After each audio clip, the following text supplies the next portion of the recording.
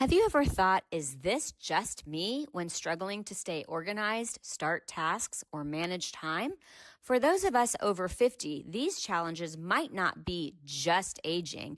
They could be ADHD hiding in plain sight for decades. I'm Jami Shapiro, host of Grandma Has ADHD, and I'm building a community where your experiences matter. Whether you're diagnosed, questioning, or simply curious, you're not alone. Our Facebook group is filled with vibrant, understanding people over 50 who share their stories, strategies, and yes, even their struggles, with plenty of laughter along the way. Ready to find your people? Join our growing Grandma Has ADHD Facebook community. Please like and subscribe to the podcast wherever you listen and share it with someone who might need to hear they're not alone, because ADHD doesn't have an age limit and neither does understanding yourself better. Together, we're changing the conversation about ADHD after 50. Come be part of the story. Hi, you're going to notice that I am doing a solo episode today. I had a guest cancel, but she had a really good reason. We both just got back from the International ADHD Conference that was held this year. It was in Kansas. Next year, mark your calendars. It's going to be in Baltimore, Maryland, December 3rd through the 5th. And this episode is all about what it felt like to be among other people who just get you. And it's a little spontaneous because, again, I had a guest plan. But I also will say that I have discovered when I do something like go to a conference, I want to share it. I want to write about it. I want to do all of these things, but then life gets in the way and I move on to the next project. So this was a really good opportunity for me to actually do something that I wanted to do, which was follow up. And I also want to share that happens to be one of the biggest struggles that I have had, but now realize it's an improvement that I can make with ADHD. First of all, I want to share like the biggest takeaways for me from the conference was how genuinely real we all get to be with each other. And I will give you some really good examples. So they gamify the conference, which for those of you who need that motivation, that competition, I think that that's such a great strategy. But the other thing that they did is they gave us like a bingo card so that we would do different things or meet different people. And then we would get tickets based on how many of those points we scratched off. And then there was supposed to be a drawing at the end, which there wasn't, but that's okay because it was just the contest alone that motivated me. One on the bingo card was give yourself a check mark if you overshared with someone. So they recognized that in the ADHD space, we overshare. And it was funny because I definitely had very, very real conversations with people because it's really common in ADHD not to like small talk. And so just go in really quickly, meet somebody, connect with them instantly. So that was one of the big takeaways that I thought was funny. The other one that was funny was if you left your name tag in your room and had to go back up at least once, give yourself a check mark. I think the biggest thing that well, there's so many big things. So I'm not even going to try the biggest thing with you. I'm just going to be real. So there was one point where there was a master coaching session, and it was a master coach trainer who happened to be one of my coach trainers when I went through my ADCA coach training. His name is Roger, and they asked for volunteers. And I know that this isn't everybody's cup of tea, but I'm usually the first person to raise my hand when they need a volunteer from the audience. I like that adrenaline feeling. So he asked for a volunteer, my hand went up. And I was called on, which I hadn't thought through because, again, we're very impulsive. It was just, you need a volunteer. Oh, here I am. So I get called up and he wants me to give an issue that I want some coaching around. And one of the big things that I was doing at the conference was I wanted to have the confidence to charge for my coaching. And so just to give you a little bit of background, when you go through ADCA coach training, it's about a year of curriculum. We meet on Tuesdays and Thursdays. We do 3 different classes. And then in the last class, you do peer coaching. And then what you have to do in order to become, so I'm an ADCA trained ADHD coach, which means I've completed all of my training. But in order to get certified, I have to do 50 hours of coach training. And in those 50 hours, I have to charge. They don't want us giving this away for free, and nor should it be because we've spent a lot of time gaining this education. So my coach training ends in June. And rather than completing my 50 hours, I decided to write a book. And I think I knew that I had a lot of information that I wanted to share, and a book was an easy way to dump it out. But if I'm being really honest with you, I was also avoiding having to charge for my specific training. So I have a business, as you guys hear me talk about it, Silver Linings Transitions, and we charge for the service of helping people move or doing home organizing. And I have no problem charging for that. That's a service that's being provided by multiple people. But I was really struggling with the one on one coaching and charging for my time. So I go up, and that was the issue that I said, I need to figure out how I can get better about charging for my time. Well, Roger is demonstrating what a coach is supposed to do. And I will say that what I had been doing previous to this conference was listening to people talk and then giving them all of the information that they needed about ADHD so that they had an understanding and they could go out into the world with this new knowledge and make their lives easier. And I was really telling, which is not what coaching is. Coaching is really being on the journey with your client, but letting them do the work, and you're the observer and you're sharing what you're getting from them, but you're letting them get to the answer. I learned as a result of going through it how important that really is. So Roger wanted to ask me why I was holding back from charging. I got really uncomfortable. And at one point, I have to take my jacket off because I start to sweat in front of all of these people. And then I start doubting myself. Why did I go up there? And I'm internally beating myself. I'm wasting everybody's time. This isn't going to go anywhere. So then I see a lot of my ADHD playbook coming out. At one point, I start joking because a lot of people with ADHD were the class clowns. We were the class clowns because it was easier for us to deflect attention or have people laugh with us, laugh at us. And then as I'm going through this in front of a room full of people who also have ADHD, I'm like, well, there's my class clown coming up. You guys all know that. And then I got real and really went into the imposter syndrome, which is another very big ADHD trait. And what it really came down to with tears in my eyes was that back when I was younger, a lot of my friends and my step siblings were in the gifted program. And when I was in sixth grade, they tried to test me for the gifted program. And I was so anxious about this test because I felt like it was going to validate me. And, when you have ADHD, you receive so many negative messages. And so the validation just was sort of like, I am smart. And that was sort of what I was wanting. Well, P.S. I did not get the 130 IQ that I needed to get into the gifted program, and they did tell my mother that it was close enough that they would test me again, but my mother decided that the anxiety for that it was causing me was not gonna be good for me, and ultimately, I also didn't push for it because if I'm being completely honest, I didn't wanna fail for a second time. And so my entire life, I have carried this, I am not as smart as everybody else, and even though if I was my own friend and I did what I would recommend my coaching clients to do, I would look at all of my accomplishments and I would be so complimentary because, looking at from the outside, I've gotten my CSA, I'm on the board of directors for NASM, I completed my coach training, I wrote a book in 3 months. But I still, for some reason, have this imposter syndrome. So, anyway, I end up getting to this and I end up realizing that the reason that I don't feel confident charging is that I still have that underlying I'm not worthy message. And I broke down in front of all of these people. And I did end up getting to something, which I would never have gotten to because Roger held space for me to figure it all out and see the rackets that I was running. At the end of it, I had so many people coming up to me, thanking me so much for what I had done.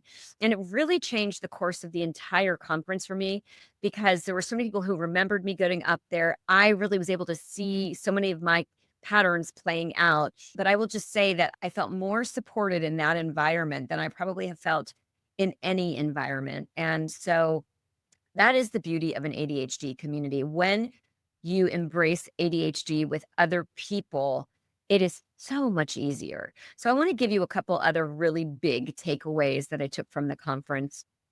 And one of them was there is an ADHD influencer named Jessica McCabe. And if you haven't checked out her videos, she has the How to ADHD on YouTube, and she has a book by the same name, How to ADHD. And she, in her book, talks about how she started the YouTube channel as she was learning about ADHD for herself, just so that she could remember all of the things and have one place where she was storing all of this information. And it ended up, she built a huge audience. She got a book deal. She was at conference, and she was one of the people that they were interviewing for a panel discussion on 4 different people who had all written books and were really considered thought leaders in the ADHD space. And we had a closing ceremony, and it was funny for the ADHD closing ceremony, they actually offer 2 ceremonies. They have the loud music with the DJ and, everybody's dancing, and then they offer a quiet closing ceremony with games. And so it's great because it recognizes that with ADHD, you can be both. I know I've talked about it before in my podcast, but it is so true that, and I love Wilma Fellman's description of a squirtle as her spirit animal. So she says she is part squirrel, where she goes from thing to thing to thing, and then she retreats and she is that turtle. And I used to always be the first at an event and I was super excited to go. But I also realized if I was going to be at an event, I wanted to be checking people in, I wanted to be doing dishes, I wanted to be doing something that gave me a purpose than just sort of standing and being there. But I also noticed that I was excited to go, but then I was also usually among the first people to leave. And I would use the expression hitting my wall. And now I know that's an ADHD thing, which again, when you recognize patterns your whole life and then you realize that a lot of this can be attributable to your ADHD, it just, it makes so much sense. So I loved one of the other things that I learned, and apologize to Benji, but that actually plays perfectly into what I was going to say, that when you have ADHD, a lot of getting started with something or doing a task that needs to be done or getting rid of that perfectionism that we struggle with is the permission to make it as simple as possible. Because if you create too many steps, and a perfect example was this podcast, I delayed starting this podcast for, I think, 4 or 5 months because I was really afraid of the technology and I wanted it to sound great and I wanted it to represent who I was. And just like I say in my book, perfect is the enemy of done. I decided that it was better to just get it started, to get it out into the world. And if the production quality wasn't where I wanted it to be, at least the content would be out there. And so that was a huge realization, is that we need to eliminate as many steps as we can to make something easy. Another great example that I heard was like going to the gym. If you have to go to work and then you have to come home and get dressed and then go back out to the gym, it's not as likely to happen as if you bring your gym clothes and you go on your way home, or you go to the gym, that's near your work. But we want to eliminate as many steps and as many barriers as we can to doing something. ADHD is definitely driven by perfectionism. And I think, back to my story, if you've always heard these messages that why can't you get it together? Why do you quit everything? A lot more messages than that. Then you feel like you have to have everything look perfect because you don't want people to see, what's going on underneath the surface. Another big one that's going to be controversial, but I really wanted to share it, is that there was talk that we should not be calling ADHD a mental illness. And actually, it's a disorder, or not even a disorder, but it's a different brain wiring. And it doesn't necessarily get treated through therapy, although I'm not saying therapy isn't beneficial for everybody.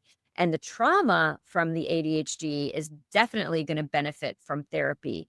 But the behavior that you need to move forward with the ADHD, actually, I feel is going to be better with ADHD coaching, and for many people, medication. And you all have heard me say in this podcast that I steer away from the conversation of medication, not because I don't believe in medication, but because I recognize that my audience are predominantly people over 50, and they may be taking medication for other health conditions. But I think a bigger part of the problem is we just don't have enough studies out there about medical professionals who understand ADHD in older adults. And we have a lot of gaps right now. Everyone who's dealing with ADHD, not just older adults, but it's definitely an area that's being largely ignored in a way that it shouldn't be. And I just want to say this, that there are therapists that understand ADHD.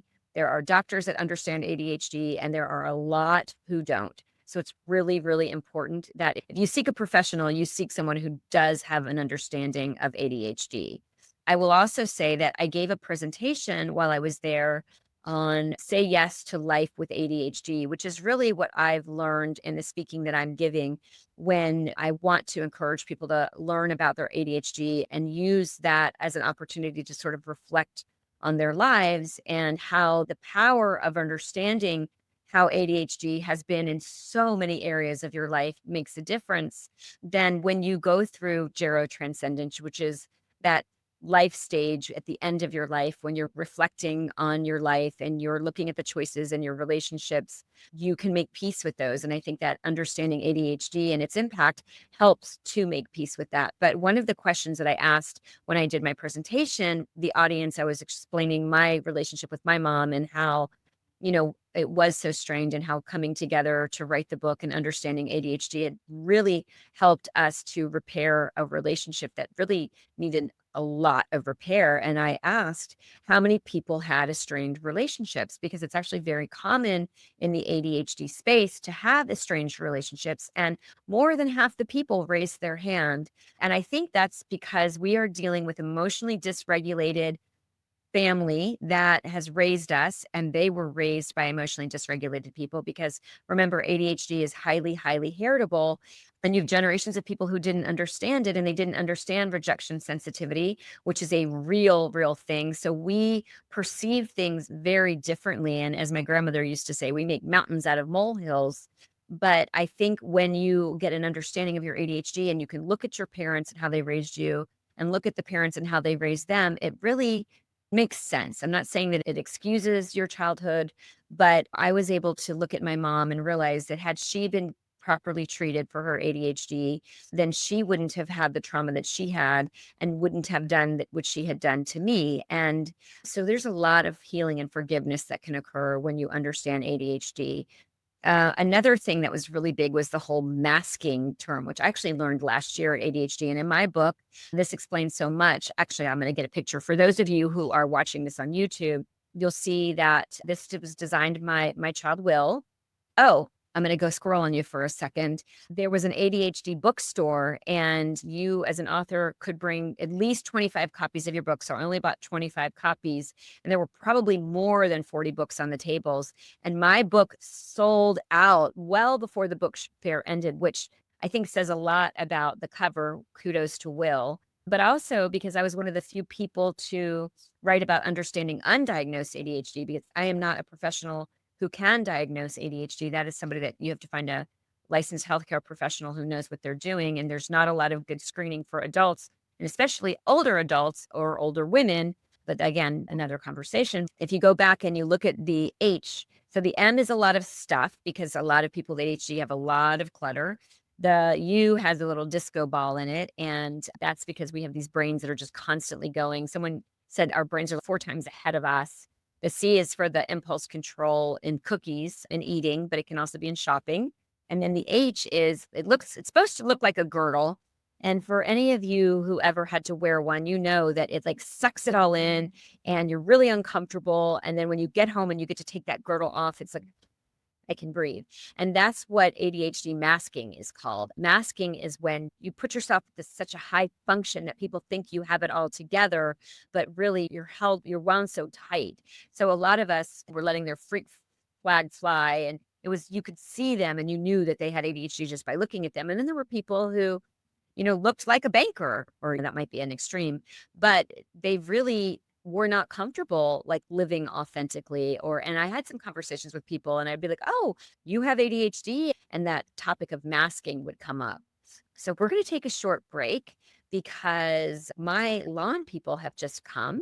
I'm going to continue this conversation when they go, but it'll also give me some time to regroup my thoughts, have you listen to a little bit of what's coming up for my coaching, jamishapiro.me.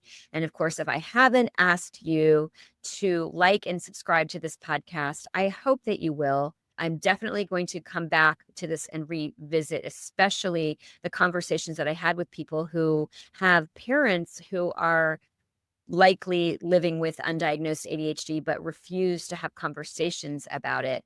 And that's going to be a really big thing we're going to talk about when we come back from the break. I am also going to answer the button question. That is the question that I ask my guests. If they could press a button and not have ADHD and never have had it, would they press that button? You know that feeling when Monday rolls around and you have all the plans, but by Tuesday you're already behind? Yeah, me too. That's the ADHD brain doing its thing. I'm Jamie Shapiro, and I'm launching something I wish had existed when I first discovered my ADHD. Grandma Has ADHD, a membership community for women who found out later in life that they have ADHD and have spent way too long feeling like they don't quite fit in. Here's the thing, going it alone doesn't work for ADHD brains. We need accountability without judgment. We need people who get it. And we need structure that actually sticks. That's why I'm kicking things off with Monday Momentum and Make It Happen sessions. 1 year of ADHD coaching, followed by body doubling, where we actually do the things together. No more lonely to do lists, no more starting strong and fading by Wednesday. If you join the Founders Circle, you'll lock in this low rate for life as long as you keep your yearly membership. Plus, you'll get quarterly private sessions with just me and the other founders as we build this community together. This isn't just another membership created to take your money. This is the support system we've been looking for. Head to jamieshapiro.me to add your name to the interest list. Let's stop going it alone. That's Jamie Shapiro, JamiShapiro.me.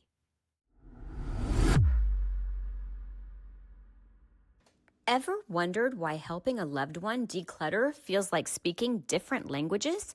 I did, especially with my mom. It wasn't until I founded Silver Linings Transitions, helping San Diego seniors organize and move for over a decade, that I discovered why. We all experience clutter differently, and for those of us with ADHD, it's a whole other world. If you are listening in the San Diego area and feeling stuck with moving, paperwork, photos, or home organization, our team at Silver Linings Transitions gets it. We understand ADHD's unique challenges, and we won't just help you get organized, we'll create sustainable systems that finally stick. Schedule a consultation with our team today at 760-522-1624. That's 760-522-1624, or find us at silverliningstransitions.com. Okay, I am back, and hopefully you got some great information about all of the programming that I am working on. This is really, really exciting. I am most excited about the workshop on Black Friday, which is called From Overwhelmed to Come On Over. This actually came because my mother was sharing that she was at her building. She lives in a 55 and over building in Florida. And there was a woman talking about her art, and my mom wanted to go and see it. And the woman said, "Oh, you can't come into my apartment. My apartment's a mess." And that would have been how my mom would have been. But then she's like, "Oh, well, my daughter wrote a book, and here are pictures of my home." And it broke the ice for them. And I think that a lot more people live this way than you even understand. And there is quite an issue with ADHD and impulsive spending and accumulation. And that is exactly what we're going to talk about, because really, is it a great sale if the tag is still on? It doesn't matter what the price is if you didn't need it or don't use it. So that is what we're going to address. I made it a super, super low price. If you register before November 25th, it's going to be $17. Otherwise, it's going to go up to 34, but I don't think it will ever be this price again. It's something that I look forward to doing on a regular basis. I'm also building a community because one of the things that I have learned, and this also came up with conference, is that people with ADHD, we like to do things together. We need that accountability. We need the cheerleaders. We need that body doubling. So I am going to be building two different communities. One is going to be geared towards, I'm calling it moms in the middle. And those are like me who still have children. Maybe they have children at home, or maybe they've got young adult children. And they also have aging parents. And it's really geared to people like me who have ADHD and who have at least a child or a parent with ADHD. Because what we're going to do is we're going to explore getting our shit together, and we're going to talk about all of the things that come up. But then I'm also going to bring in my certified senior advisor and my certified senior move manager hat and help with all of the things that are going to come across for your aging parent. And then I'm going to bring in community experts that are going to support the community. And it's going to launch in January, but I have not finished all of the details. But if you will go to the jamishapiro.me website, you will have an opportunity to learn more as it goes. And that's Jami Shapiro, SHAPIRO.me, because I could not get .com, which I think is hysterical. But you know what? I love the me even more, because that is exactly who I am. I am living authentically in a way that I never have before, thanks to understanding my ADHD and finding my tribe who are so grateful, especially in this time that we're living in when there's so much automation, there's so much AI. We want connection. And I think that we connect with people when they show up as their true selves and they share stories and we keep it real. So jamishapiro.me seems to be perfect. The other group is actually going to be for the people that I wrote the book, which is people who have a lot of clutter. They are looking at wanting to not put their children into a situation where all they want to do is come and get the dump truck and take it all away. Or like my mom, where she brought everything that was my grandmother's into her home and lived in really like a home. Oh. There's Benji. Do I pause because it's distracting, or do I keep it real free? So I think since it's a lot of barking, I'm going to pause for a minute and come back when hopefully he is quiet. So there were two more things that I wanted to talk about. One was the button question, which I'm going to save for the end. And the other one was the observation that I made with a lot of people. So my Grandma Has ADHD stickers were very popular at the ADHD conference. We seem to like all of the little things, a lot of stickers. In fact, hang on, I'm going to show you my water bottle. For those of you who are watching it on YouTube, I accumulated quite a few stickers for my water bottle. So you don't just see the Grandma Has ADHD. You see one with a brain that says, keep talking, I'm diagnosing you. Expectations are planned resentments. I think we need to do a whole episode on that one. Then here's one that says, you aren't broken, you are a disco ball, which is funny because that's what's on my book. A disco ball is hundreds of pieces of broken glass together to make a magical ball of light. But it's also that thing that just spins all the time, like my brain. So those are the really exciting ones. Make someone smile today. And then, of course, aging equals living, because that's really part of my message. Not only am I concerned about the stigmatization of ADHD, but also our society that keeps talking about anti-aging as my other soapbox. So those are my two worlds coming together. A lot of people came up to me at conference and they said that they knew that they had an ADHD parent. It's becoming very obvious, but their parent doesn't want to hear about it, doesn't want to talk about it, doesn't want to address it. And I think the reason that that's happening is that, we have generations of people who stigmatized anything that was disordered. And of course, part of that is what they used to say about ADHD and how they would call it minimal brain function or minimal brain dysfunction, and calling it disordered, and the stigma of mental health in general. And so there's also this thing when you're a parent, and I understand that, is that you feel this guilt of, I've passed these genes along to you, which really we know that we can't control what genes we do or we don't pass at this point. And so I think that rather than our parents owning it, stepping into it, which is what I'm trying to do, and making peace with it, they want to avoid it. And that is certainly not solving any problems. So again, that is a big part of the Grandma Has ADHD mission. And what I'm doing as a coach is bringing this to awareness, not putting that stigma on it. And you'll actually hear right now, this is a real working ADHD moment. I had a really great thought along those lines that I wanted to share about why it's so stigmatized. and I dropped it. And then I got distracted in my thought because I was trying to think of what it was that I really wanted to say. And so you might have seen me go down that spiral, but what you're also going to hear is there's another distraction. We're just keeping it real today, aren't we, Benji? Was why it is so stigmatized. Oh, I remember. No, I lost it again.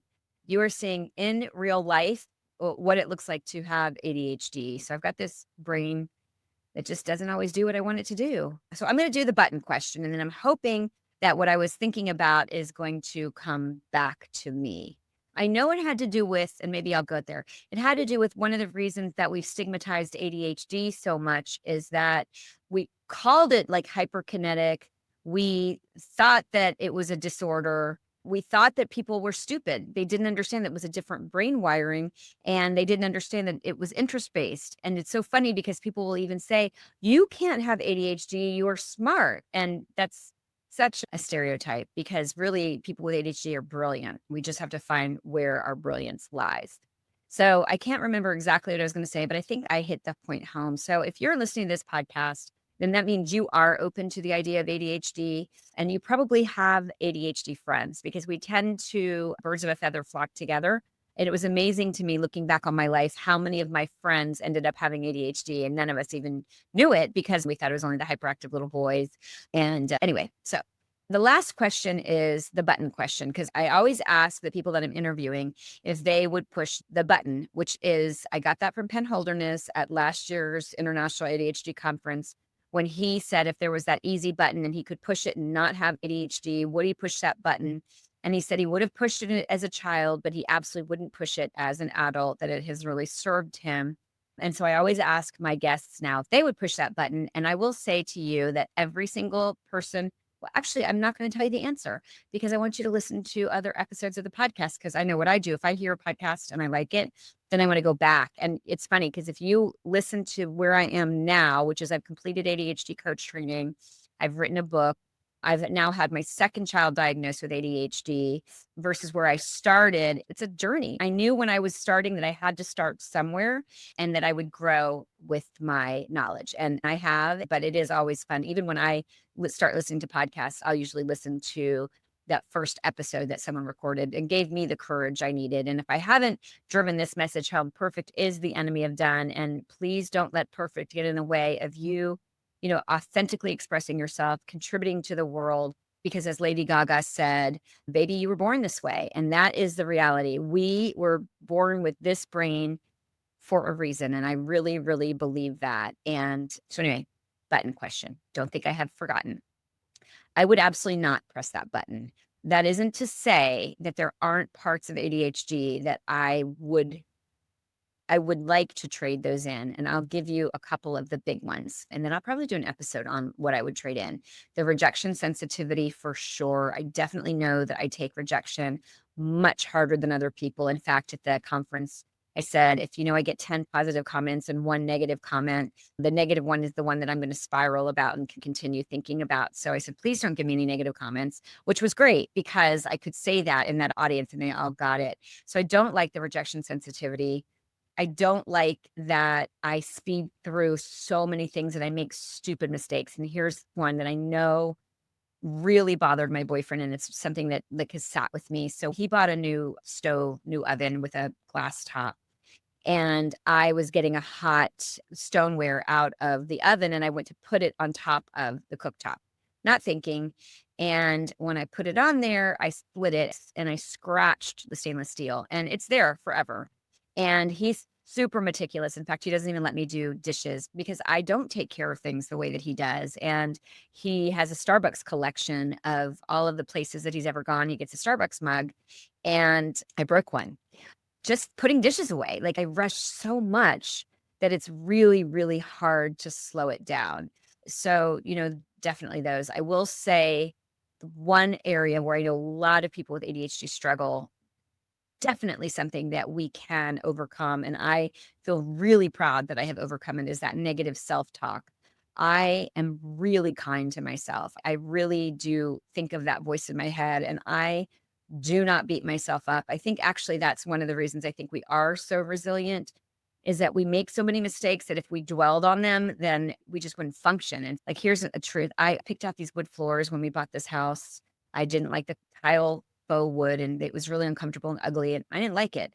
So I wanted to replace the floors. And this is a good thing that my boyfriend doesn't listen to this podcast. So anyway, I rushed to make a decision, which is how I make most of my decisions, because we don't like to make decisions. Just give me a choice A and a choice B and let me decide and move on. But what I find is when I do make a decision, even if I don't like that decision, I just have to move on from it, because I would just get stuck in the muck of these bad decisions. So lots of ways that ADHD is not such a positive thing, but here I am. I have it. I don't have a choice about having it, but I can make the rest of my life the best of my life. And I can also make the rest of your life a better life.